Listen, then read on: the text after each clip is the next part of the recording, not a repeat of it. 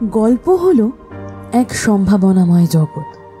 কখনো তা আতঙ্কের, আবার কখনো সম্পর্কের শীতলতার আভাস দেয়। সেই জগতের একটু একটু অংশ করে সবাইকে শোনাবে এই ইতিমুপিয়া।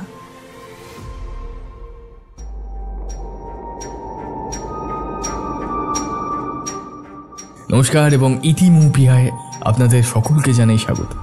আমি আর্য আছি আপনার সাথে এবং আজ আপনি শুনবেন বিভূতিভূষণ বন্দ্যোপাধ্যায়ের কাহিনী আরক। গল্প পাঠ, বিভিন্ন চরিত্রে এবং সাউন্ড ডিজাইনে আছি আমি আর্য। শুনতে থাকুন আমাদের আজকের গল্প, বিভূতিভূষণ বন্দ্যোপাধ্যায়ের কাহিনী আরক।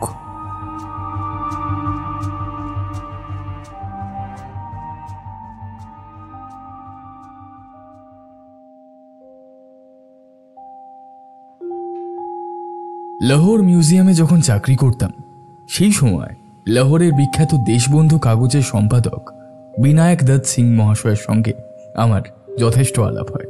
মিস্টার সিং প্রাচীন সম্ভ্রান্ত বংশের সন্তান। তাঁদের আদি বাসভূমি পাঞ্জাবে নয়, রাজপুতানার কোটা রাজ্যে। 3 পুরুষ পূর্বে তাঁর পিতামহ রাজকার্য উপলক্ষে এসে পাঞ্জাবে বাস করেন। সেই থেকেই তাঁর দেশ ছাড়া। সন্ধ্যার পর তাঁর বৈঠকখানায় গিয়ে বসতাম এবং দেওয়ালে টাঙানো পুরনো আমলের বর্ম, কুঠার, পতাকা, বল্লম প্রভৃতি রাজপুতের যুদ্ধাস্ত্র সম্বন্ধে নানান ইতিহাস ও আলোচনা শুনতে বড় ভালো লাগত। রাজপুতানার, বিশেষ করে কোটা রাজ্যের ইতিহাস সম্বন্ধে মিস্টার সিংয়ের জ্ঞান খুবই গভীর। কিন্তু এই সকল কথা নয়, আমি একটা আশ্চর্য ঘটনা বলবো। মিস্টার বিনায়ক দত্ত সিংয়ের মতো সম্ভ্রান্ত শিক্ষিত লোকের মুখে না শুনলে আমি এই কাহিনী হেসে উড়িয়ে দিতাম। একদিন শীতকালে সন্ধ্যার পর আমি মিস্টার সিংয়ের বৈঠকখানায় গিয়ে বসেছি। ভীষণ শীত সেদিন। 2 পেয়ালা গরম চা পানের পর তাওয়ার ভালো তামাক টানছি।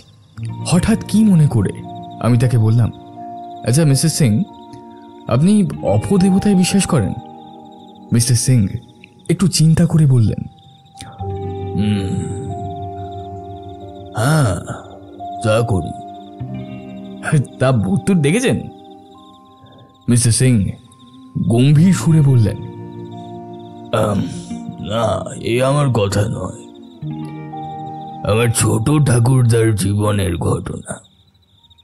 যদি এ ঘটনা না ঘটত তবে আজও আমরা কোটা রাজ্যেই মস্ত বড় খানদানি তালুকদার হয়ে থাকতে পারতাম। লাহোরে এসে চাকরি করতে আর হতো না। সে বড় আশ্চর্য ঘটনা। আমি বললাম, কিরকম? শুনুন তবে। আমার ছোট ঠাকুরদা আমার পিতামহের আপন ভাই নন, বইমাত্রেয় ভাই।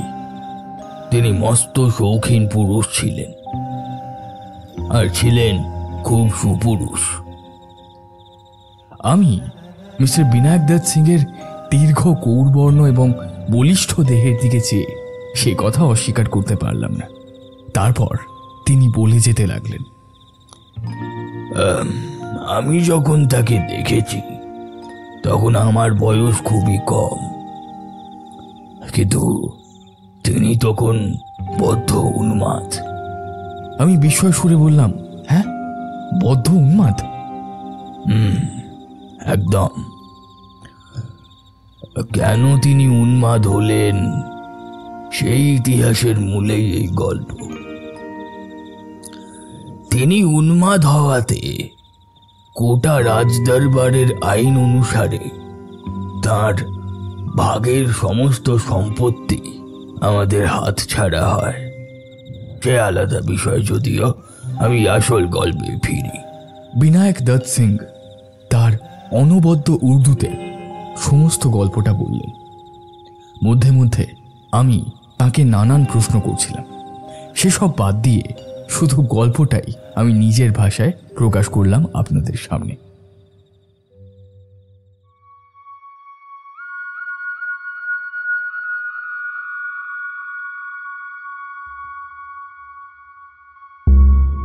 আমাদের গ্রাম থেকে কিছু দূরে কোটা দরবারের সৈন্যদের একটা আড্ডা ছিল। আমার ঠাকুরদা সেই সব সৈন্যদের আড্ডায় মাঝে মাঝে যেতেন আরক ফুর্তি করতে। তাদের দু একজন বন্ধু ছিল সেখানে, তাদেরও আরকের নেশাতেই সেখানে যাওয়া। একবার জ্যোৎস্না রাত্রে তিনি আর তার দুই বন্ধু খেয়ালের মাথায় রবি নদীতে স্নান করতে যাবেন বলে ঘোড়ায় করে বেরুলেন। রবি নদী মরুভূমির মধ্যে দিয়ে 3 শাখায় ভাগ হয়ে সবিলাস গতিতে বয়ে চলেছে। যে সময়ের কথা বলা হচ্ছে তখন এই তৃষ্ণতা নদীর প্রথম ধারাটিতে আদৌ জল ছিল না। মাঝে শাখাটিতে হাঁটুখানেক জল, তারপর মাইলটাক বিস্তৃত চড়া, তার ওপারে আসল ধারা, অনেকখানি জল তাতে। যাবার কালে এক বন্ধুর কি খেয়াল হলো, তিনি প্রথম ধারার বালির ওপরে ঘোড়া থেকে নেমে চিৎপাত হয়ে শুয়ে পড়লেন। আর কিছুতেই উঠতে চাইলেন না। বাকি বন্ধুটি আর ঠাকুর দাদা অগত্যা তাকে সেখানেই বালুসজ্জায় শায়িত অবস্থায় ফেলে চললেন এগিয়ে। বলা বাহুল্য, 3 জনের মধ্যে কেউই তখন প্রকৃতস্থ অবস্থায় ছিলেন না। আমার ঠাকুরদা বড় ধারা অর্থাৎ ওই আসল রবি নদীর কাছে এসে পেছন ফিরে চেয়ে দেখলেন তার বন্ধুটি ঘোড়া থামিয়ে বালির চড়ার পশ্চিম দিকে ভীত ও বিস্মিত দৃষ্টিতে চেয়ে আছেন। ঠাকুরদা বললেন, আরে ওদিকে কি চেয়ে দেখছো? বন্ধু মুখে কিছু না বলে সেদিকে আঙুল দিয়ে দেখালেন আর ইঙ্গিতে ঠাকুরদাকে চুপ করে থাকতে বললেন। ঠাকুরদা চেয়ে দেখলেন বালুর চড়ার ঠিক মাঝখানে অস্পষ্ট ধরনের কতগুলো মনুষ্য মূর্তি চক্রাকারে ঘুরছে। কিছুক্ষণ চেয়ে দেখে মনে হলো ওরা ওরা যেই হোক হাত ধরাধরি করে ঘুরে ঘুরে নৃত্য করছে। সে নির্জন স্থানে রাত্রিকালে কাদের এমন আমোদ লেগেছে যে লোকলোচনের অন্তরালে নৃত্য করতে যাবে। উঠতে না পেরে তারা দুজনেই অবাক হয়ে রইলেন। কাছে কেউ কেন গেলেন না সে কথা আমি বলতে পারবো না, কারণ আমি শুনিনি। এরপর আরো বছর 3 কেটে গেল। ত্রিশ্রোতা রবি নদীর প্রধান স্রোতাধার 3 মাইল উত্তরের মরুভূমির মধ্যে একটা বড় লবণাক্তক জলের হ্রদ আছে। এর নাম নাহারা নিপ্ট অর্থাৎ ব্যাঘ্র হ্রদ। এই হ্রদের দূরে দূরে একে প্রায় চারিদিক থেকে বেষ্টন করে পাহাড় শ্রেণী। এই পাহাড় শ্রেণী কোথাও 1000 ফুট উঁচু, কোথাও তার চেয়ে কিছু নিচু।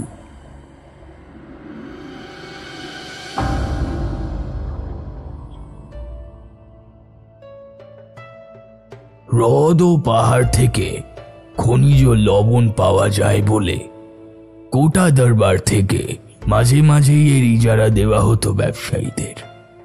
আমার ঠাকুরদা পূর্বোক্ত ঘটনার প্রায় 3 বছর পর একদিন এই হ্রদের জলে বালি হাঁস শিকার করতে যাবেন ঠিক করলেন। গভীর রাত্রে বালি হাঁসের দল হ্রদের জলে দলে দলে চড়ে বেড়ায়, এ কথা তিনি নাকি শুনেছিলেন। একটা ঘাসের লতা পাতার ছোট খুপড়ি বেঁধে তিনি তার মধ্যে লুকিয়ে থাকবেন দিনমান থেকে, কারণ মানুষ দেখলে হাঁসের দল আর নামবে না। যেমন ভাবা যেমন কাজ, সব ঠিকঠাক হলো, কিন্তু 2-1 বৃদ্ধ লোক নিষেধ করলে রাত্রিকালে নাহারা হ্রদের ত্রিসীমানাতে যাওয়া কিন্তু উচিত নয়। কেন তারা কিন্তু স্পষ্ট করে কিছু বললেন না, শুধু বললেন জায়গাটা ভালো নয়। বৈজি নামের একজন বৃদ্ধ ভিল আমাদের প্রজা ছিল। সে বললে, গোটা দরবারের ওই নিমক মাহালের এক বেনিয়ার সেই ইজাদার ছিল তার যৌবন বয়সে। উক্ত বেনিয়ার ওই লবণের গুদাম আর আড়ত ছিল ওই নাহারা হ্রদের পার থেকে ওই মাইল 3 দূরে। সেই সময় সে দেখেছে হ্রদের ওপরে আকাশে হঠাৎ গভীর রাত্রে যেন যেন দিনের আলোর মতো আলোকিত হয়ে ওঠে। হ্যাঁ, কেমন যেন অদ্ভুত শব্দ হয় হ্রদের জলে। মোটের ওপর ওই রাত্রে হ্রদের ধারে কেউ যায় না। অনেকদিন ধরে স্থানীয় লোকজনের মধ্যে সেই ভয়ও রয়েছে। একবার তো ওই মেষ পালক ওই রাত্রিকালে হ্রদের ধারে কাটিয়েছিল। সকালবেলা তাকে সম্পূর্ণ উন্মাদ অবস্থায় ওই নিমকের গুদামের কাছে পাইচারি করতে দেখা যায়। তাই বলছি দাদাবাবু, আপনি যাবেন না, ওই জায়গা একেবারে ভালো নয়। আমার ঠাকুরদা এইসব গাল গল্প শুনবার লোক ছিলেন না। তিনি বুঝতেন ফুর্তি, শিকার, হল্লা, হইচই। লোকটিও ছিলেন দুঃসাহসী ও একগুঁয়ে ধরনের। তিনি ঠিক করলেন তিনি যাবেনই। ভিল তাকে বললেন, হুজুর, এতবার করে যখন বারণ করছি আপনি শুনছেন না, তবে একটা বিষয় জানিয়ে রাখি হুজুর, ওই ওই হাঁসের দল যদি জলে নামে তবে ভাববেন ওই রাত্রে আর কোনো ভয় নেই। হ্যাঁ। কিসের ভয়? বাঘের? তার চেয়েও ভয়ানক কোনো জানোয়ার হতে পারে হুজুর। আমি কি জানি, আমার শোনা কথা হুজুর। আমি আমি ঠিক বলতে পারি নে। তুই সঙ্গে থাক না, বকশিস দেব। ও বাবা, মা করবেন হুজুর, 100 রুপইয়া দিলেও রাত কাটাবো না ওই ওই ওই নাহার নিপটের ধারে। উড়ে বাবারি বাবা, ও আমাকে পড়ানোর ভয় নেই নাকি? হ্যাঁ, আমরা আমরা ভিল, আমরা বাঘের ভয় রাখি নে। এই হাতে তীর দিয়ে কতবার বাঘ মেরেছি, কিন্তু হুজুর বাঘের চেয়েও ভয়ানক কোনো জীব কি দুনিয়ায় নেই হুজুর।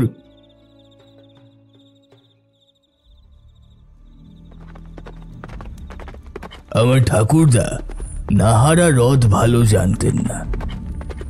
ঠিক আমাদের অঞ্চলের হ্রদটা নয়, আমাদের গ্রাম থেকে 40 মাইল দূরে। তখন তিনি ভিলেদের গ্রাম থেকে রওনা হয়ে 7-8 মাইল হেঁটে পাহাড় ডিঙিয়ে সমতল ভূমিতে নামলেন। দূরে মস্ত বড় হ্রদটার লবণাক্ত জলরাশি প্রখর সূর্য তাপে চকচক করছে। জনপ্রাণী নেই কোনো দিকে। বেলা তখনও অনেকখানি আছে। এমন সময় ঠাকুরদা হ্রদের ধারে পৌঁছলেন এবং নলখাগড়া ও শুকনো ঘাস দিয়ে সামান্য একটু আবরণ তৈরি করে নিলেন ওই জলের ধারে, যার আড়ালে তিনি বন্দুক নিয়ে লুকিয়ে থাকতে পারবেন, হাঁসের দল যাতে টের না পায়। সন্ধ্যা উত্তীর্ণ হলো। রাঙা রোদ দুপুরের পাহাড়ের গা থেকে মিলিয়ে গিয়েছে অনেকক্ষণ। কৃষ্ণপক্ষের আঁধার রাত্রি একদল সবুজ বনটিয়া জলের ধারে নেমে আবার উড়ে গেল। নির্জন নিস্তব্ধ মরুভূমি আর হ্রদ। 2 দণ্ড পরে জ্যোৎস্না ফুটে উঠল হ্রদের বুকে। ধবধবে জ্যোৎস্না, কৃষ্ণা দ্বিতীয়া। 2 দিন মাত্র আগে হেমন্ত পূর্ণিমা চলে গিয়েছে। যত রাত বাড়ে তত শীত নামে। শীতের মুখে বালি হাঁস আসবার সময়, কিন্তু কই একটা হাঁসও তো নামছে না এখনো। বৃদ্ধ ভিলের কথা আমার ঠাকুরদার মনে পড়ল। ও কি বলেছিল? হাঁসের দল যদি না নামে তাহলে বুঝবেন বিপদ আছে। হ্যাঁ, কিসের বিপদ? বাঘ জল খেতে আসে নাকি পাহাড় থেকে? রাত্রি ক্রমে গভীর হল। অপূর্ব জ্যোৎস্না লোকে হ্রদের জল, মরুভূমির নোনা বালি রহস্যময় হয়ে উঠেছে। কোনো শব্দ নেই কোনো দিকে। ঠাকুর দাদা যথেষ্ট দুঃসাহসী হলেও তার যেন গা ছমছম করে উঠল।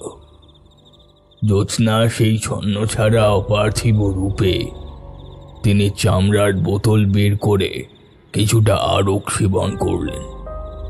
হঠাৎ হ্রদের তীরের পশ্চিমাংশে চেয়ে দেখে তার মন আনন্দে একেবারে দুলে উঠল। জ্যোৎস্না আলোকে আকাশের নিচে একদল বালি হাঁস নাচছে। জ্যোৎস্না পড়ে তাদের সাদা দুধের মতো পাখাগুলো কি অদ্ভুত দেখাচ্ছে, কি অদ্ভুত দেখাচ্ছে। দেখতে দেখতে তারা নেমে এসে হ্রদের ধারে বালির চরে বসল। জায়গাটা ঠাকুরদার ঝুপড়ি থেকে 200 গজের মধ্যে কিংবা তার কিছু বেশি। এত দূর থেকে বন্দুকের পাল্লা যাবে না, বিশেষ করে এই জ্যোৎস্না রাত্রে। ঠাকুরদা ভাবলেন, দেখি ওরা কাছে আসে কিনা। শিকারীর পক্ষে ধৈর্যের মতো গুণ আর কিছু নেই। এক দৃষ্টে হাঁসগুলোকে লক্ষ্য করাই ভালো তিনি মনে করলেন।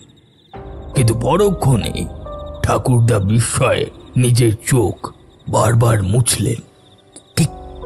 কি ব্যাপার, এ কিরকম হাঁস? ঠাকুরদা আবার চোখ মুছলেন। আরও খেয়েছেন বটে, কিন্তু তাতে জ্ঞান হারা হবার বা চোখে ভুল দেখবার কি কারণ আছে তা তিনি বুঝতে পারলেন না। তারপর যা ঘটল তা বিশ্বাস করা বা না করা আপনার ইচ্ছা মিস্টার ব্যানার্জি, কিন্তু এ গল্প আমি বাবার মুখে অনেকবার শুনেছি, বা আমাদের বংশের ঘটনা বলতে পারেন। কাজেই আমি আপনাকে মিথ্যে বলছি বা বানিয়ে বলছি এমনটা ভাববেন না। ঠাকুরদা দেখলেন সেই হাঁস যেন হাঁসের মতো নয়, অনেক বড়, অনেক অনেক বড় হাঁসগুলো। সাধারণ হাঁসের মতো তাদের চালচলন নয়। পরক্ষণে সেই জীবগুলো জলে নামলো এবং হাঁসের মতো সাঁতার দিয়ে তিনি যেখানে লুকিয়ে আছেন তার কাছাকাছি জলে এসে গেল। কৃষ্ণা দ্বিতীয়া পরিপূর্ণ জ্যোৎস্নালোকে বিস্মৃত, ভীত, চকিত আর দুঃসাহসী আরক সেবনকারী আমার ঠাকুরদা দেখলেন তারা সত্যি হাঁস নয়, একদল অত্যন্ত সুন্দরী মেয়ে। শুভ্র তাদের বেশ, জ্যোৎস্না পরে চিকচিক করছে। তাদের হাসি, মুখশ্রী সবই অতি অদ্ভুত ধরনেরই সুন্দর। কতক্ষণ ধরে তারা নিজেদের মধ্যে খেলা করলো জলে। রাজহংসের মতো সুঠাম ধরনে নিঃশব্দে সুন্দর ভঙ্গিতে হ্রদের বুকে সাঁতার কাটতে লাগলো তারা। তারপর কতক্ষণ পর তা ঠাকুরদার আন্দাজ ছিল না, কারণ তখন ঠাকুরদার সময়ের জ্ঞান হারিয়ে ফেলেছে। ওরা সবাই জল থেকে উঠল এবং অল্প পরেই জ্যোৎস্না ভরা আকাশ দিয়ে ভেসে হাঁসের মতোই শুভ্র পাখা মেলে অদৃশ্য হয়ে গেল। হ্রদের তীরের বাতাস তখনও তাদের অপূর্ব দেহ গন্ধে ভরপুর। আমার ঠাকুরদা নিজের গায়ে চিমটি কেটে দেখলেন তিনি জেগে আছেন কিনা। তখন তার আরকের নেশা কেটে গেছে। একটু পরে রাত ফর্সা হয়ে জ্যোৎস্না মিলিয়ে গেলে তিনি উদ্ভ্রান্ত মস্তিষ্কে হ্রদের পাড় থেকে হেঁটে চলে এলেন পাহাড়ের কোলে। সেখান থেকে পৌঁছলেন ভিলেদের গ্রামে। একজন বৃদ্ধ ভিল তাকে বললেন, আরে হুজুর যে, হুজুর আর কাল হাঁস নেমেছিল। ঠাকুরদা মিথ্যে কথা বললেন। হাঁস নাকি নেমেছিল, কিন্তু তিনি একটাও মারতে পারেননি। কেন মিথ্যা বললেন এবার শুনুন। কি এক দুর্বার মোহ তাকে টানতে লাগলো দুপুরের পর থেকেই। আবার তাকে যেতে হবে সেই নাহারা হ্রদের তীরে।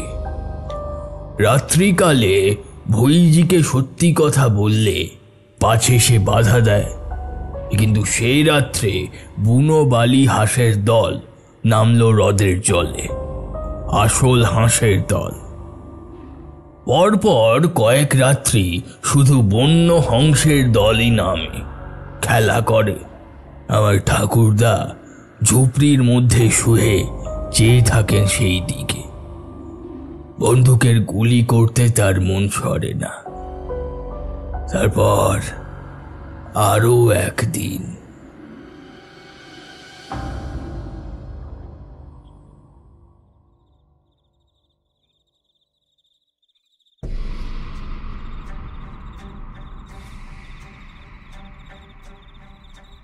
শেষ রাত্রের জ্যোৎস্নায় বন্য হংসের বদলে নামলো সেই অদ্ভুত জীবের দল। এদিন তারা আরো কাছে এলো। বন্য রাজহংসীর মতো সাঁতার কেটে বেড়ালো জলজ ঘাসের বনের পাশে পাশে। তাদের অপূর্ব সুন্দর মুখশ্রী জ্যোৎস্না লোকে ঠাকুরদার মুগ্ধ দৃষ্টির সম্মুখে কতবার পড়ল। রাত ভোর হবার বেশি আর দেরি নেই, তখন কিছু জ্যোৎস্না আছে। আমার ঠাকুরদা কি ভেবে আরকের নেশায় কিংবা ভালো অবস্থায় তা আমি জানি না, ঝুপড়ি থেকে উঠে ছুটে জলের ধারে চলে গেলেন। বোধহয় ওদের কাউকে ধরতে গেলেন। অমনি ত্রস্ত বন্য হংসের মতো সেই অলৌকিক জীবের দল তাড়াতাড়ি সাঁতরে কে কোথায় দূরে চলে গেল এবং পরক্ষণে শেষ রাত্রে বিলীয়মান চন্দ্রালোকে তাদের লঘু দেহ ভাসিয়ে আকাশ পথে অদৃশ্য হল। পরদিন দুপুর বেলায় আমার ঠাকুরদাকে উন্মাদ অবস্থা হ্রদের ধারে বালির চড়ায় লক্ষ্যহীন ভাবে ঘুরে বেড়াতে দেখে জনৈক জেলে তাকে ভিলেদের গ্রামে পৌঁছে দেয়।